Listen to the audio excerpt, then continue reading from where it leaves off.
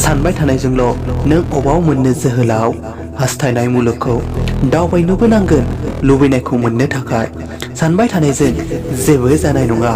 नों सिमांखौ जागायनोबो नांगोन आरो जुजिनोबो नांगोन जेब्ला नों जुजिगोन अब्ला नों रावखौबो लोगो मोननाय नङा हारसिं जागोन मुलुगनि सुबुंफोरा नोंजों बै समावसो लोगो जागोन जेब्ला नों देरहासार जागोन जेब्ला नों फेलें जागोन अब्ला मुलुगनि सुबुंफोरा नोंनि सिमांखौ मिनिगोन जोहोलाव नाथाय गोसोआव लाखि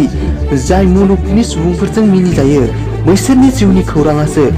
जारिमिन रनसायजायो मानोना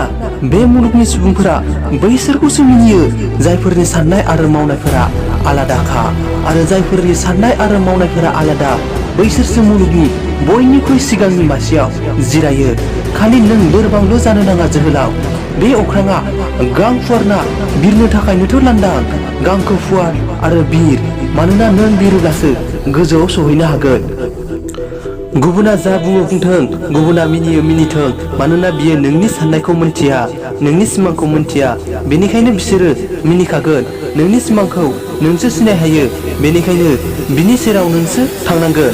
नोंखौ हेफाजाब होनो नोंनि सेराव रावबो फैनाय नङा नाथाय खेबसे उनथिं नायहर नोंखौ खैफोदाव खोख्लैनो रोजा रोजा सुबुंफोरा आवगायबोगासिनो बेनिखायनो जोनोम लादोंब्ला बुहुमाव ओरैबायदि मावनानै गालां जेन नोंनि मुङा बयनिबो खुगा खुगा रायखांजायो फेलें आरो जेननाय बे मोननै सोदोबखौ गार दिनै देरहायाब्लाबो गोहो मोनगोन रोंगौथि मोनगोन बे गोहो आरो रोंगौथियानो नोंखौ गाबोन देरहाहोगोन जोहोलाव ओरैबायदि थाबायलां जेन जेरै थाबायो एरैनो रोगा थालांनाय गोसोआव लाखि दोहोनिनि फिसाया